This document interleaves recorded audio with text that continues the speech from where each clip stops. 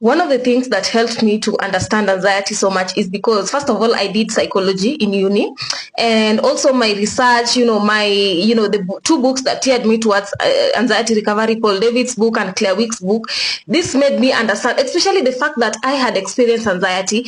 There's a problem when you go to a therapist to help you understand anxiety, to help you in, overcome anxiety, to help you. More problem is even with psychiatrists, because all they do is throw drugs to you, the antidepressants, the SSRIs. So psychiatrists for me were not a thing. They were not appearing in my vocabulary, because of the first time, my experience with them was not so good. Same to therapists. I just felt like therapists, they tell you need to pay this amount of money, and therapists are counselors. Some of you call them counselors. You need to pay this amount of money. They listen to you, they listen to all your cries. They don't give you tangible solutions to this thing. All they say is, I feel you, all those kind of crappy bullshit.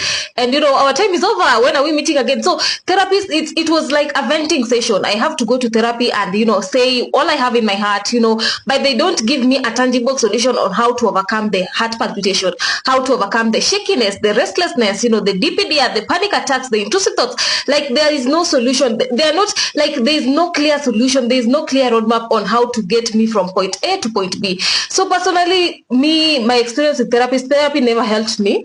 And this is something that I always say over and over again. They never helped me, and it was just like I felt worse than when I actually got onto the door of therapy, because I felt like they're telling you to look at your childhood trauma.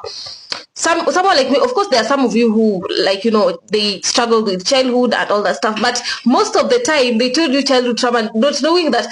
Personally, I had never had childhood trauma.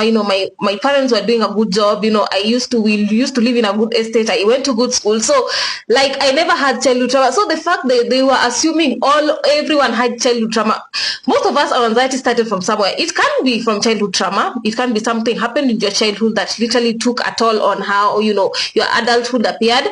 It can be, a family issue. It can be a disease. It can be poverty, financial struggles, unemployment. You just had a panic attack, and boom, you are in the anxiety disorder. Like, a life event happened, and you worried about the life event, and you got yourself in the anxiety disorder. So what made me understand, because some of you say, hey, Albright, how did you know? Like, how do you have the knowledge so much about anxiety? First of all, it was through my research. Me studying psychology in uni, I did it as an elective, though it was not my main course, but I did it as an elective, through the two books, Paul David's book and Claire Wick's book, and also the fact that I experienced anxiety. Part of what I'm telling you is from my experience, how I was able to overcome this specific symptom, this specific emotion, this specific situation. Most of what I say here is basically just from my experience. So that is how I got to know about anxiety, and generally just me having empathy. When someone says they are struggling with anxiety, depression, panic attacks, like literally the panic disorders, OCD, I'm just like, I feel you, and like I have empathy for people struggling with anxiety, and that's why I started this channel.